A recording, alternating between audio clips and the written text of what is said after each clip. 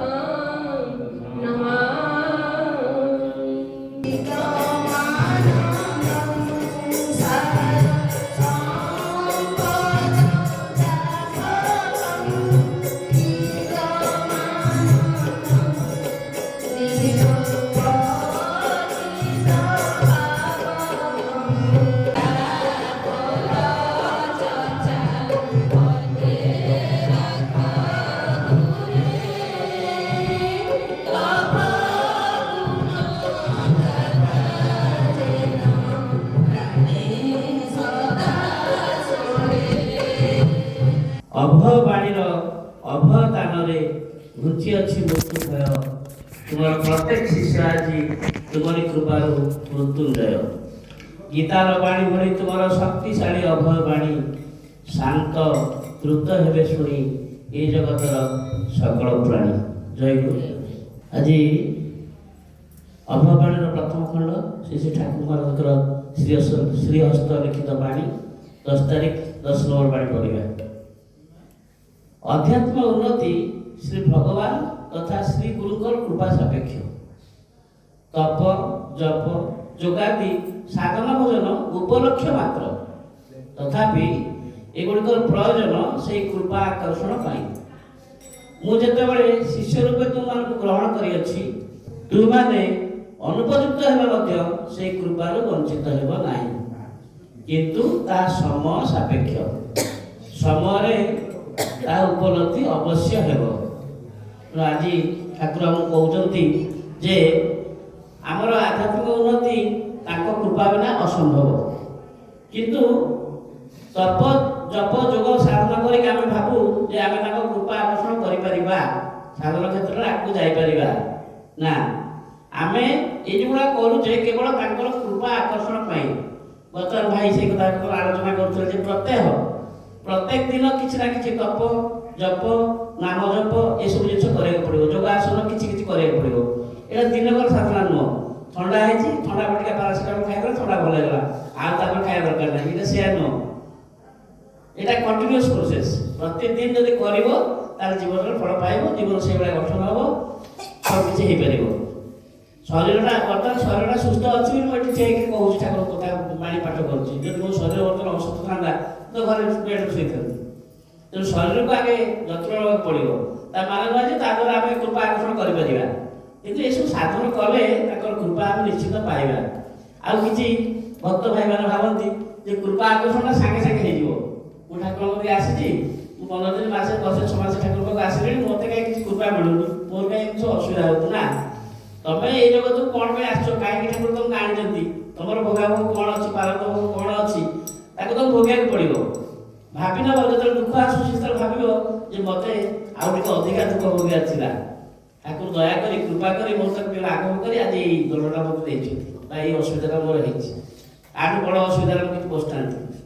ଜଣେ ଭାଇ ଆମର ଅଛନ୍ତି ଭୁବନେଶ୍ୱର ଭାଇ, ସେ ଠିଆ ହେଇଛନ୍ତି, ହଠାତ୍ ଗାଡ଼ିଟା ଆସିଲା, ସିଧା ତାଙ୍କ ଗୋଡ଼କୁ ଚଢ଼ି ଚାଲିଗଲା, ଗୋଡ଼ଟା କଟିଗଲା।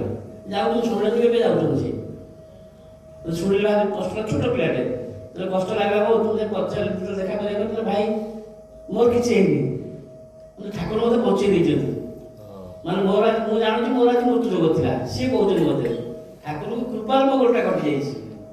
ଏଇ ଯେଉଁ ବିଶ୍ୱାସ, সেই বিশ্বাসটা আমার আসিয়া পাই আজ এই সঙ্গ শুনলে ସବୁ ଯାଉଛେ, ଆମେ ଏସବୁ ଶୁଣୁଛେ, ତାକୁ ଗ୍ରହଣ କରି କେତେ ଦୂର ଜୀବନରେ କାର୍ଯ୍ୟକାରୀ କରିପାରୁଛେ, ଏଇଟା ହେଉଛି ସବୁଠୁ ବଡ଼ ସାଧନା। ତେଣୁ ସେଇ କଥା ଠାକୁର କହୁଛନ୍ତି, ଏଇ ଯେଉଁ କୃପା ଆକର୍ଷଣ ପାଇବାକୁ ହେଲେ ଆମକୁ କିଛି ନା କିଛି ଅପେକ୍ଷା କରିବାକୁ ପଡ଼ିବ। ଠାକୁର ଗ୍ୟାରେଣ୍ଟି ଦେଇ କହୁଛନ୍ତି ଏ କୃପାରୁ କେହି ବଞ୍ଚିତ ହେବେ ନାହିଁ, ଦିନ ନା ଦିନେ ପାଇବେ, ଅଧୈର୍ଯ୍ୟ ହେଲେ ଚଳିବ ନାହିଁ। ତେଣୁ ଏଇ ବାଣୀରୁ ଆମେ ଏଇ ଉପଲବ୍ଧି କରିବା, ଠାକୁର କହୁଛନ୍ତି ଏଇଟା ସମୟ ସାପେକ୍ଷ, ସମୟ ଧୈର୍ଯ୍ୟ ଧରିକି ରହିବାକୁ ପଡ଼ିବ। ତେଣୁ ବାଣୀ ମାଧ୍ୟମରେ ଆସନ୍ତୁ, ଆମେ ତାଙ୍କର ପଦାଶ୍ରୟ ଗ୍ରହଣ କରି ତାଙ୍କର ଆଶୀର୍ବାଦ ଅପେକ୍ଷାରେ ରହିବା। ଜୟ ଗୁରୁ, ଜୟ ଗୁରୁ, ଜୟ ଗୁରୁ। ତେବେ ଏଇ ଅଧିବାସ ଦିବସରେ ତାତ୍ପର୍ଯ୍ୟତା ହେଉଛି, ଆମେ ସବୁବେଳେ ଶୁଣୁଛନ୍ତି ଅଧିବାସ ଦୁଇଟା ଶବ୍ଦର ସମ୍ମିଶ୍ରଣରେ ଏ ଶବ୍ଦଟି ତିଆରି ହେଇଛି। ଗୋଟିଏ ଅଧି, ଗୋଟିଏ ହେଉଛି ବାସ। ଅଧି ଗୋଟିଏ ଉପସର୍ଗ, ବ୍ୟାକରଣର ସଂସ୍କୃତ ବ୍ୟାକରଣ ହଉ ବା ଓଡ଼ିଆ ବ୍ୟାକରଣ ହଉ, ଅଧି ଗୋଟିଏ ଉପସର୍ଗ, ବାସ ଗୋଟିଏ ଧାତୁ, ବାସ କରିବା। ଉପସର୍ଗ ଏବଂ ଧାତୁ ଦୁଇଟା ମିଶିକି ଅଧିବାସ ଶବ୍ଦଟି ଗଠନ କରାଯାଇଛି। ଅଧି ଉପସର୍ଗ ହେଉଛି, ଅଧି ମାନେ ହେଉଛି ନିକଟରେ, ନିକଟରେ ବାସ କରିବା। এই ଅଧି ଉପସର୍ଗଟା ସଂସ୍କୃତରେ ଦ୍ୱିତୀୟ ବିଭକ୍ତିରେ ବ୍ୟବହାର କରାଯାଏ। ଅଧିବସତି, ଅହଂ ନଦୀ ତୀରଂ ଅଧିବସତି, ଅଧିବସାମି, ମୁଁ ନଦୀ ତୀରରେ ବାସ କରେ। ସେଟା ତ ସପ୍ତମୀ ହେଇଯିବା କଥା, ତୀରରେ, କିନ୍ତୁ ତୀରରେ ସପ୍ତମୀ ନ ହେଇକି ତୀରଂ, ନଦୀ ତୀରଂ, ଅହଂ ଅଧିବସାମି, ନଦୀ ନିକଟରେ ମୁଁ ବାସ କରେ, ଦ୍ୱିତୀୟ ବିଭକ୍ତି ହେଇଗଲା। ତେଣୁ ଅଧିବସାମୀ ମାନେ ନିକଟରେ ବାସ କରିବା, ଏ ଶବ୍ଦ ହେଉଛି, ତାର ଅର୍ଥ ହେଉଛି ସେଇଆ। ଏଠି ସେ ଅର୍ଥର ପ୍ରଯୁଜ୍ୟ ବା ପ୍ରয়োଜନୀୟତା କ'ଣ, କିଭଳି ଭାବରେ ଏଠି ଅର୍ଥକୁ ବ୍ୟବହାର କରାଯାଇଛି, କାହିଁକି ବ୍ୟବହାର କରାଯାଇଛି ନା, ନିକଟରେ ବାସ କରିବା ମାନେ ମୁଁ ନଦୀ ନିକଟରେ ବାସ କରୁଛି, ମୁଁ ସହର ଉପକଣ୍ଠରେ ବାସ କରୁଛି, ସହର ଉପକଣ୍ଠମ ଅହଂ ବସାମି, ସହର ଉପକଣ୍ଠରେ ମୁଁ ବାସ କରୁଛି। ଗ୍ରାମଂ ସମୀପେ ଅହଂ ବସାମି, ମୁଁ ଗ୍ରାମ ସମୀପରେ ଅଧିବସାମି ମୁଁ ବାସ କରୁଛି, ନିକଟରେ। ଏଠି ଅଧିବସା ଆଜି जो उत्सव आम पालन कर अर्थ कौन क्या निकट में बास कर गुरु महाराज निकट में बास कर बर्तमान आम जिते अच्छा गुरु महाराज सम्मुखें बस ठाकुर सम्मुखें बस आ जो मैंने बाहर अच्छा घरे अच्छा भक्त शिष्य मैंने सारा भारत वर्ष पृथ्वी सी कौन ठाकुर ना कि समस्ते अच्छा समस्ते अच्छा ठाकुर तो चिन्मय पुरुष सब अच्छा ठाकुर ठाकुर कौन ना किंतु विचार्य भाव में संघाधिवेशन ठाकुर ठाकुर कहले बाणी अनुसार कौन बाणी ना 3 जन जो भक्त उपस्थित हुए मुझे उपस्थित है कहते एटा मन सप्तम ये सप्त विधान प्रथम बाणी प्रथम अनुच्छेद 3 जन भक्त मोर जो मत डाकती मुझे जगह उपस्थित था तो ठाकुर आज उपस्थित अच्छा एवं ठाकुर उपस्थित अच्छा भक्त मान समीप बास कर अधिवसती भक्त मान निकट में बास कर तेणु आम समस्ते आज जिते अच्छा निकट में अच्छा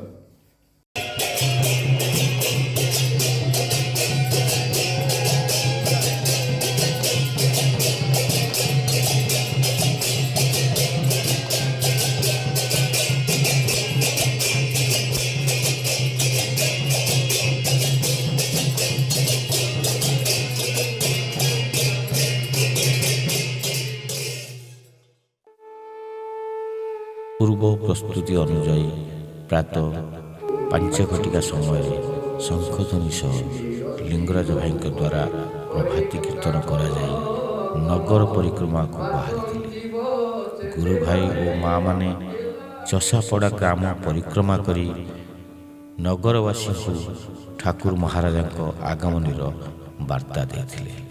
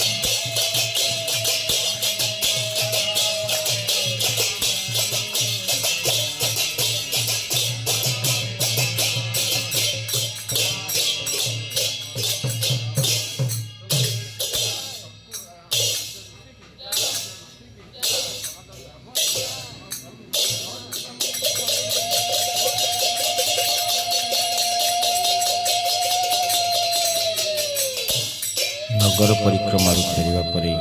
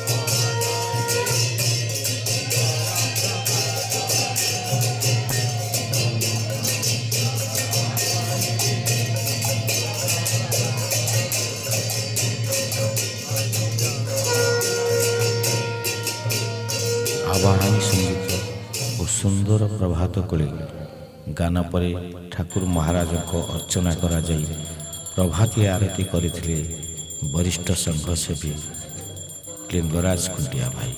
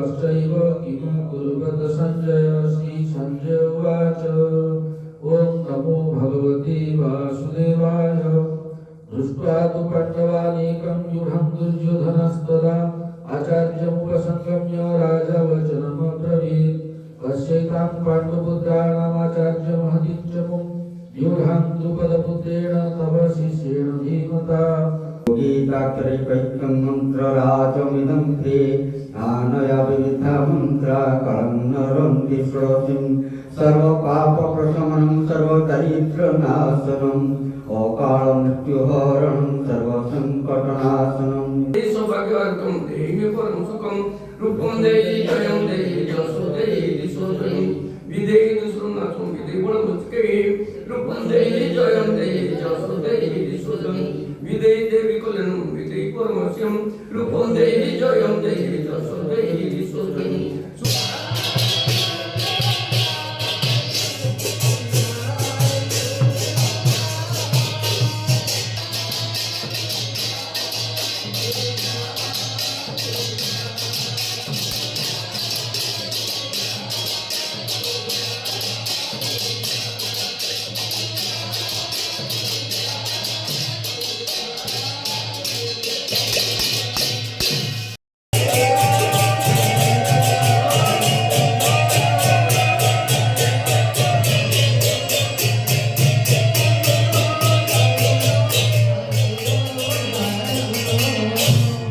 ସଭା କାର୍ଯ୍ୟ ତୁଲାଇବା ପାଇଁ ବା ସଭାକୁ ପରିଚାଳିତ କରିବା ପାଇଁ ଶ୍ରୀ ଶ୍ରୀ ଠାକୁର ମହାରାଜଙ୍କୁ ସଭାପତି ଆସନ ଅଳଙ୍କୃତ କରି ସଭା କାର୍ଯ୍ୟ ପରିଚାଳନା କରିବା ପାଇଁ ନିମନ୍ତ୍ରଣ ଜଣାଉଛି। ସମିତିର ସଭାପତି ସୁରେଶ ଚନ୍ଦ୍ର ମହାପାତ୍ର ଭାଇ ଉପସ୍ଥିତ ଅଛନ୍ତି। ତାଙ୍କୁ ଅନୁରୋଧ କରିବି ସେ ପ୍ରତିନିଧି ଆସନ ଅଳଙ୍କୃତ କରିବା ସହିତ ଶ୍ରୀ ଶ୍ରୀ ଠାକୁରଙ୍କୁ ମାଲ୍ୟଚନ୍ଦନ ଅର୍ପଣ କରିବେ। हमारे बर्णवासी का नाटक जिला मंडल एक बर्णवासी संघाधिवेशन এটা হচ্ছে 98তম অধিবেশন প্রথম অধিবেশন সমাপ্ত করে বর্তমানে আমরা সমস্ত একত্রিত হয়েছি অবতরণ দর্শনে নিজ নিবেদিত কার্যসূচি অনুসারে গুরু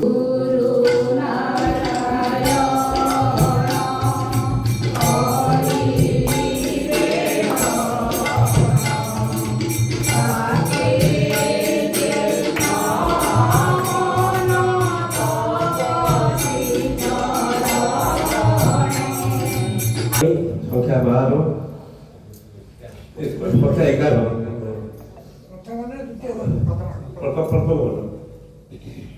कृपार भी गोटे समय अच्छे गुण थिबा जाए ज्ञान आत्मप्रकाश करे नहीं जो अवस्था रुहना कहीं नाम नेबार अवहेला करना बाध्यता और निर्भरता अभ्यास कर हताश होना जिते बड़े निजे आउ न पारिबो सेते बड़े ही सर्वतो भावरे शरणागति आसीबो अभिमान बने ही दीनता आसीबो सेते बड़े दीनर सखा अवश्य देखा देबे सद्गुरु को सेवा ही वृथा जीवन है।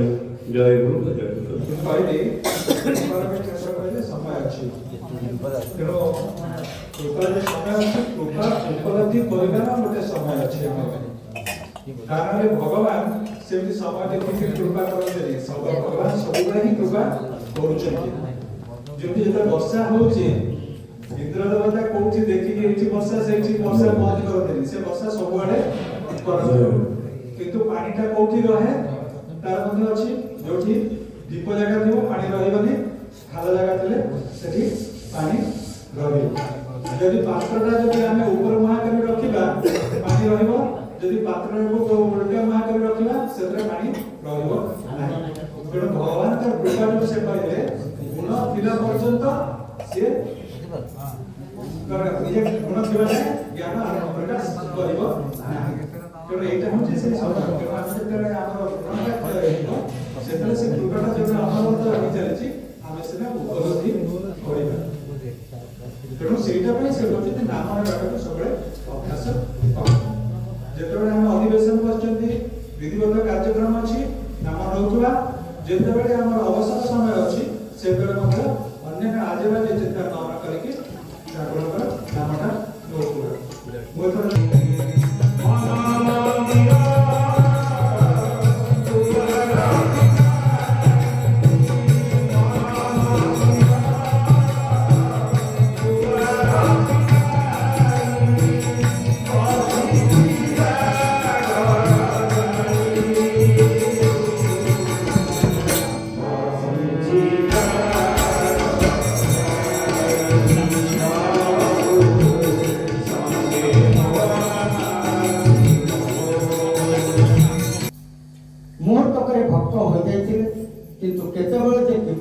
ଭଗବାନଙ୍କର କୃପା ହୁଏ ତାହା ମାନବ ବୁଦ୍ଧିର ଅତୀତ।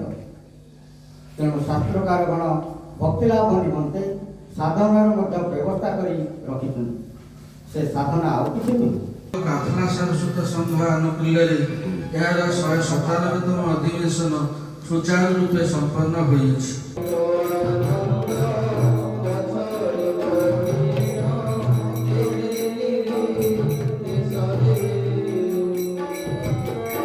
ମୁଁ ତୁମ ହାତ ଧରିଛି, ମୁଁ ଯଦି ଚାହିଁବି ତମେ ଡାହାଣକୁ ଯିବା ପାଇଁ, ତମେ ଚାହିଁଲେ ବୋଧେ ବାଙ୍କୁ ଯାଇପାରିବ ନାହିଁ। ତେଣୁ ଅଜଣା ବାଟକୁ କିମ୍ବା ଯୋଉଟା ଆମର ପାଇଁ ନୁହେଁ ସେଇ ବାଟକୁ ଆମେ ଯିବା ପାଇଁ ଚାହିଁଲେ ମଧ୍ୟ ଆମେ ଯାଇପାରିବା ନାହିଁ। ଆମେ ତାଙ୍କ ହାତଟା ଧରିଦେବା। ओम अखंड मंडलाकारं व्याप्तं येन चराचरं तत्त्वतं दर्शितं येन तस्मै श्री गुरवे नमः। सुरमणि मानव वंदित भक्तवांछा कल्पतरु मध्यमणि श्री श्री ठाकुरंकर पादपद्मरे अनंत कोटि प्रणाम निवेदन पूर्वक 198तम पूर्णमासिक संघाधिवेशन कटक मंडल 1 अंतर्गत सभार वरेण्य सहसभापति तथा आज सभार वरेण्य सभापति महोदय प्रणाम निवेदन करुच्ची। नव दिवस मु ठाकुर पाखे शुभकामना करुच्ची। जो भक्त माने शिष्य भक्त माने परिणत वयस अच्छा दीर्घजीवी हूँ।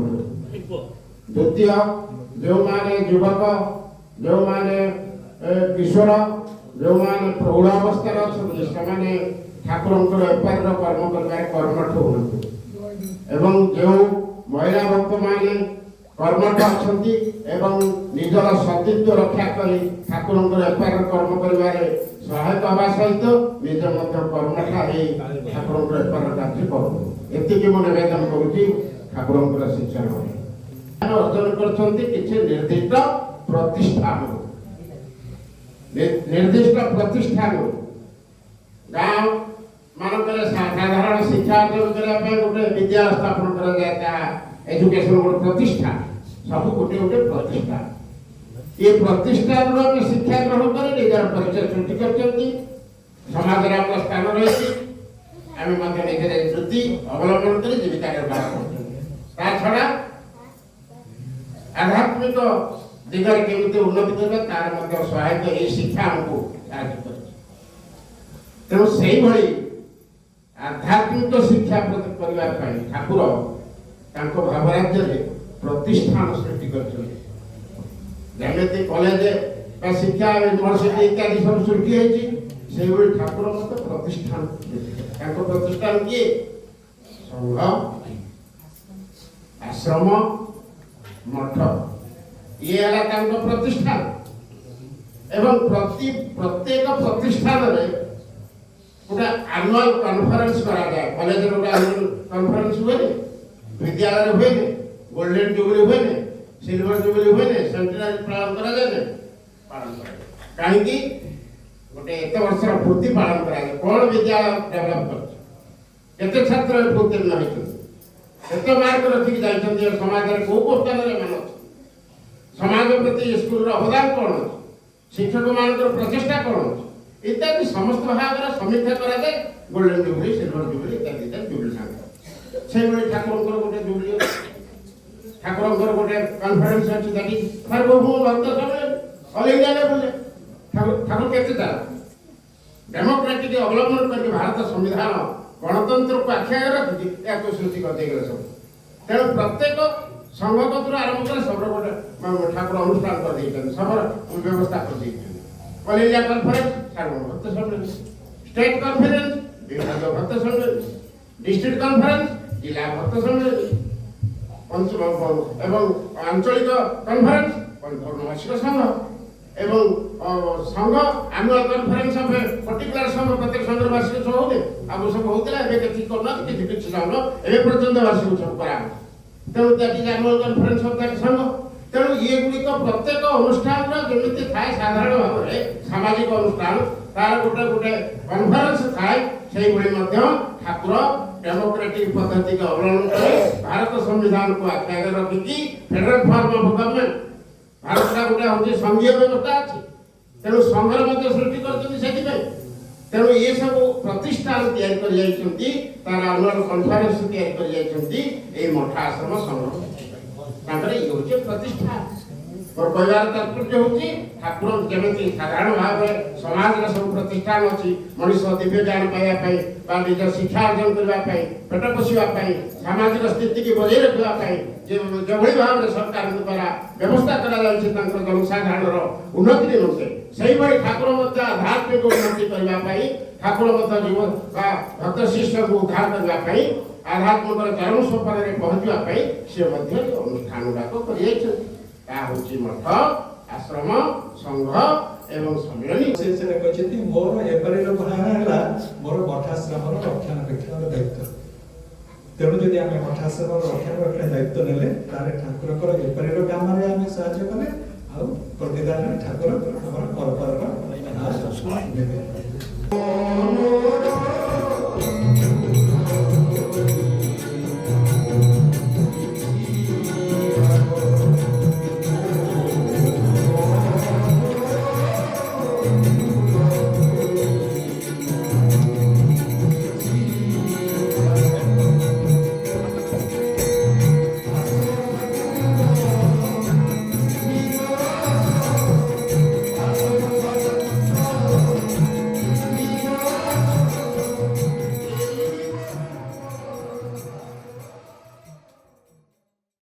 ଠାକୁରଙ୍କ ପାଖକୁ ଯଦି ଯିବା ପାଇଁ ଆମର ଇଚ୍ଛା, ତାହେଲେ ଆମକୁ ଆଗ ଆଦର୍ଶରେ ଗଠିତ ହେବାକୁ ପଡ଼ିବ। କେମିତି ଗଠିତ ହବ ନା କେତେ ଗୁଡ଼ିଏ ଜିନିଷ ଆମକୁ ପରିତ୍ୟାଗ କରିବାକୁ ପଡ଼ିବ। ସେତ ଭିତରୁ ଆମର ଦୟାମୟ ଶ୍ରୀଚରଣ ଅଛି ପରନିନ୍ଦା, ତାକୁ ଆଗ ପରିହାର କରିବା, ତାକୁ ପରିତ୍ୟାଗ କରିକି ତାଠୁ ଦୂରରେ ରହିବା, କାହାର ନିନ୍ଦା କରିବା ନାହିଁ। କାହିଁକି ନିନ୍ଦା କରିବା ନାହିଁ? ଠାକୁର କହିଛନ୍ତି ମୋ ପାଖକୁ 50 ଜଣ ଆସିବେ ଏବଂ ତାଙ୍କର ଭଲ କରିବା ଦାୟିତ୍ୱ ମୋର। ଯଦି ଦାୟିତ୍ୱ ଠାକୁର ନେଲେ ଆମେ କାହିଁକି କାହାର ନିନ୍ଦା କରିବା? ଆମର କର୍ତ୍ତବ୍ୟ ହେଲା, ଠାକୁର ଆମକୁ କହିଛନ୍ତି ଆମେ ଗୋଟେ ଉତ୍ତମ ମଣିଷରେ ପରିଣତ ହବା କେତେବେଳେ ନା ଯେତେବେଳେ ନିଃସ୍ୱାର୍ଥପର ଭାବରେ ଆମେ ଠାକୁରଙ୍କ ସେବା କରିବା। ଠାକୁର କହିଛନ୍ତି ମୋ ସେବା ବି ନାରାୟଣଙ୍କ ସେବା, ନର ସେବା ନାରାୟଣଙ୍କ ସେବା। ଆମେ ଜୀବଜଗତର ସେବା ବି କରିବା। ଏଥିପାଇଁ କରିବାକୁ ହେଲେ ଯେମିତି ମୁଁ ବାରମ୍ବାର କହି ଆସିଛି, ପୂର୍ବ ପୂଜାରେ ବି ଟିକେ କହିଥିଲି, ଯେମିତି ଭଲ ଫସଲଟିଏ କରିବାକୁ ହେଲେ ଉତ୍କୃଷ୍ଟ ବିଲର ଆବଶ୍ୟକ ଏବଂ ଉତ୍କୃଷ୍ଟ ବିହନର ଆବଶ୍ୟକ, ସେମିତି ଆମେ ଭଲ ମଣିଷ ହେବାକୁ ହେଲେ ଭଲ ଖାଦ୍ୟର ଆବଶ୍ୟକ। ଆମ ଦେହରେ ଯେସା କ'ଣ କହନ୍ତି ଅନ୍ନ ତେସା ମନ, ଯେମିତି ଅନ୍ନ ଖାଇବ ସେପରି ମନ ଆମର ତିଆରି ହବ। ତେଣୁକରି ଆମେ କ'ଣ ଖାଇଲେ କ'ଣ ନ ଖାଇଲେ ଠାକୁର ତାହା ବ୍ରହ୍ମଚର୍ଯ୍ୟ ସାଧନ ବହିରେ ପୁରା ପ୍ରାଞ୍ଜଳ ଭାବରେ ବୁଝେଇ ଦେଇଛନ୍ତି। ଆମେ ଆଗ ସେଠିକି ଯିବା, ସେଇ ତଳ ସ୍ତରରେ ପଢ଼ିବା ଆମକୁ କ'ଣ କ'ଣ କରିବାକୁ ପଡ଼ିବ, କ'ଣ କଲେ ଆମର ଶରୀର ଶୁଦ୍ଧ ହବ। ଶୁଦ୍ଧ ହେଲେ ମନଟା ବ୍ୟଗ୍ର ହବ ଠାକୁରଙ୍କ ଆଡ଼କୁ। ମନଟା ଯଦି ଠାକୁରଙ୍କ ପାଦରେ ତୁମେ ନତ କରିଦେଲ, ତାହେଲେ ତୁମକୁ ସବୁ ଭଲ ଦେଖାଯିବ।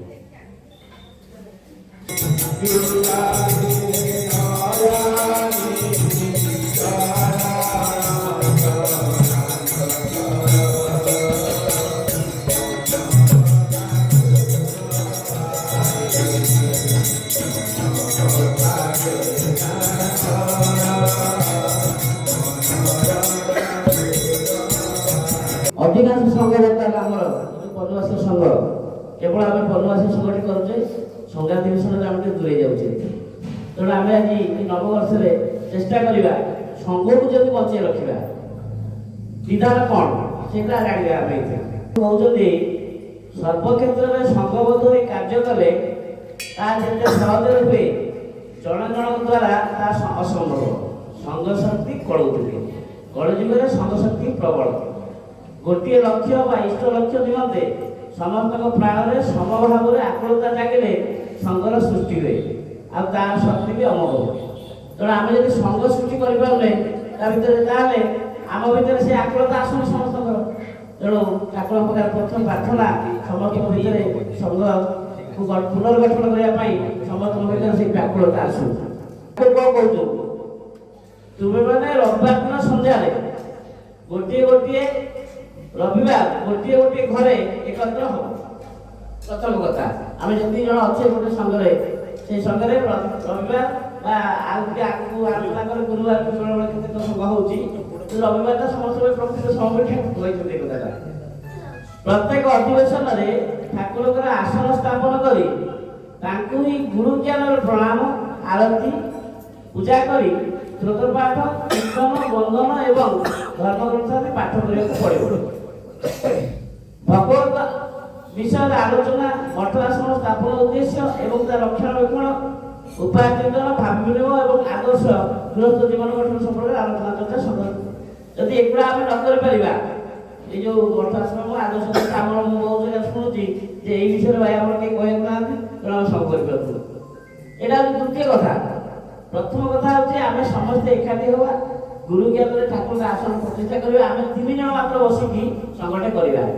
মোর বিশেষ ভাবে নিবেদন পুনর্বার বারম্বার নিবেদন করছি যে সব সংগঠন শিথিল হয়ে যাইছে ସବୁ ଭାଇ ଓ ସଂଘରେ ରହୁଛନ୍ତି ଆମର ସମସ୍ତଙ୍କ ଭିତରେ କିଛି କିଛି ଛୋଟ ଛୋଟ କଣ୍ଟା ଅଛି, ଅବଗୁଣା ଅଛି। ସେଇଟାକୁ ଆମେ ଏକାଠି ରହିଲା ବେଳକୁ ହୁଏତ ଅନ୍ୟ ଜଣଙ୍କୁ ସେଟା ଟିକେ କଷ୍ଟ ଦେଉଥାଇପାରେ, କିନ୍ତୁ ସେଇଟାକୁ ଆମକୁ ସମ୍ଭାଳିବାକୁ ପଡ଼ିବ। ତେଣୁ ଠାକୁର ଉପରେ ନିର୍ଭର କରିବା ମାନେ ସେ ଠିକ କାମରେ ଦେବେ। ତେଣୁ ତମେ ଅନୁଭବ କରିବ ପ୍ରଭୁ ସେ କେମିତି ମତେ ଦଉଛନ୍ତି, ମୁଁ କଣ କରିପାରିବି, ଏଇ କଥା ତାଙ୍କ ପାଖରେ ହବା। କୋଉଦିନ ମୁଁ ଠାକୁରଙ୍କୁ ଜାଣିଛି, ଯିଏ କହେ ମୁଁ ଠାକୁରଙ୍କୁ ଜାଣିଛି ସେ ଠାକୁରଙ୍କୁ ଜାଣିଛି, ଯିଏ ଠାକୁରଙ୍କୁ ନ ଜାଣିଛି ସେ ଠାକୁରଙ୍କୁ ଭିତରେ ରଖିଛି, ସେ ବାହାରିବନି। ଆଉ ଗୋଟେ କଥା, ଆମେ ଏଠି ଯେ ଭାଇ ଆମର ଦେବ ଭାଇ କହୁଥିଲେ ଠାକୁର ପରପାର ପାଇଁ, ଆମେ ଏ ପାରେ ଆମେ ତାଙ୍କ କର୍ମ କରିବୁ। କେମିତି କରିବୁ ନା ରଙ୍ଗମଞ୍ଚରେ ଆମେ ଯୋଉ ନାଟକ ଶିଖୁଛୁ, କିଏ ରାଜା କିଏ ଭିକାରୀ କିଏ ଦାସୀ ହେଉଛି, ସେ ପାଠଟା ନ ଶିଖିଲେ ତମେ ରଙ୍ଗମଞ୍ଚକୁ ଯାଇପାରିକି ସିନା ଅଭିନୟ କରିପାରିବନି ନା କରିବ। ତେଣୁ ଏଠି ଏଇ ରଙ୍ଗମଞ୍ଚରେ ଏଇ ପାଠ ଠାକୁରଙ୍କର କରିବାକୁ ପଡ଼ିବ।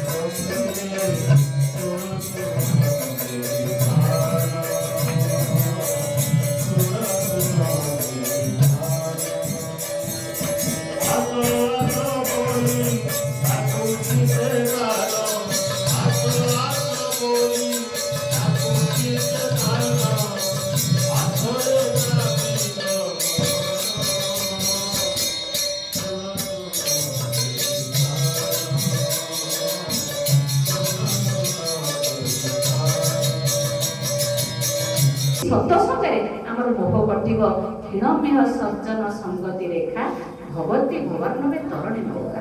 ଗୋଟିଏ କ୍ଷୀଣ ସଜ୍ଜନ ଯୋଉଠି ବସୁଛନ୍ତି, ଯୋଉଟା ଶୁଣୁଛନ୍ତି, ଠିକ ସେ ଶୁଣ। ଗୋଟେ ଲୋକ ଭଲ କହିପାରେ ଯେତେବେଳେ ସେ ଠିକ ସେ ସବୁ କଥାକୁ ଶୁଣିକିରି ନିଜ ଭିତରେ ଅବଜର୍ଭେସନ କରିପାରେ। ଆଗେ ଶ୍ରବଣ, ସେଥିପାଇଁ ନବଦାବତୀରେ ପ୍ରଥମେ ଶୁଣିବା, ଠିକ ଶୁଣିବା, ତାପରେ ଠିକ ଜଜମେଣ୍ଟ କରିବା, କୋଉଟା ଉପସ୍ଥାପନ କରିବା, କୋଉଟା ନୀରବ ରହିବା। ସେ କହିଥିଲେ ଆମ ଜୀବନରେ ଆମେ ଗୃହସ୍ଥ ହିସାବରେ ସମ୍ପଦ ଆଉ ବିପଦ ଭିତରେ ଆମେ ଗତି କରନ୍ତି। ତେଣୁ ଏ ସମ୍ପଦଟା କଣ ଆଉ ବିପଦଟା କଣ? ସେ କହିଲେ ଯେତେବେଳେ ଆମେ ଭଗବାନଙ୍କ ସହିତ ଯୁକ୍ତ ହେଇକି ଅଛନ୍ତି, ସେଇଟା ହିଁ ହଉଛି ସମ୍ପଦ। ଆଉ ଯେତେବେଳେ ଆମେ ଭଗବାନ ଠାରୁ ବିଯୁକ୍ତ ହେଇଯାଉଛନ୍ତି, ତାକୁ ଭୁଲି ଯାଉଛନ୍ତି, ସେଇଟା ହଉଛି ଆମ ପାଇଁ ବିପଦ। ଆମର ବଳିପୁର ଠାକୁରଙ୍କୁ ନିମନ୍ତ୍ରଣ କରୁଛୁ ପନିଲାଇ ବାସଭବନକୁ ଫେବୃଆରୀ 7-8 ଆଉ 7 ତାରିଖରେ ଅଧିବାସ, 8 ତାରିଖରେ ପୂଜା ହେଇ ଏମିତି ସମସ୍ତେ ଭାଇ ମା ମାନେ ଯୋଗଦାନ ଦେବେ ଠାକୁରଙ୍କ ସମୟ ଏମିତି ଗଲେ କେମିତି ହେବ। ଆଉ ତ ସଭାପତି ଆମର ସବୁବେଳେ ନିମନ୍ତ୍ରଣ କରନ୍ତି, ତାଙ୍କର ତ ଅସୁବିଧା ଅଛି, ତେଣୁ ମୁଁ କେବେ କରିନି, ତେଣୁ ମୋତେ ଟିକେ ଡର ଲାଗୁଛି ଠାକୁରଙ୍କ ପାଖରେ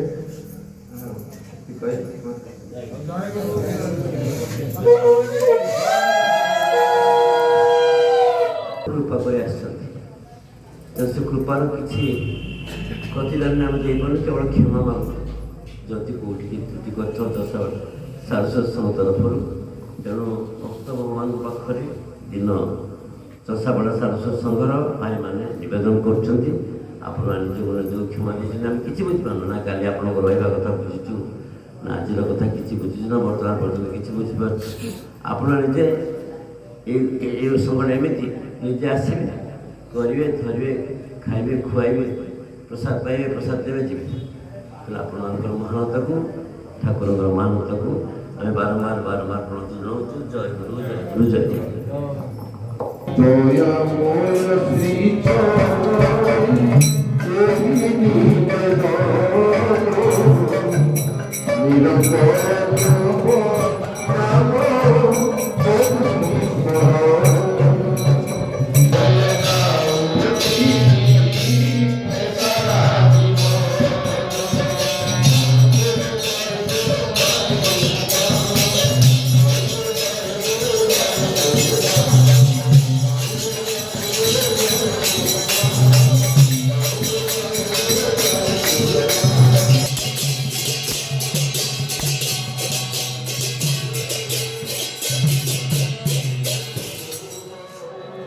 श्री श्रीकांत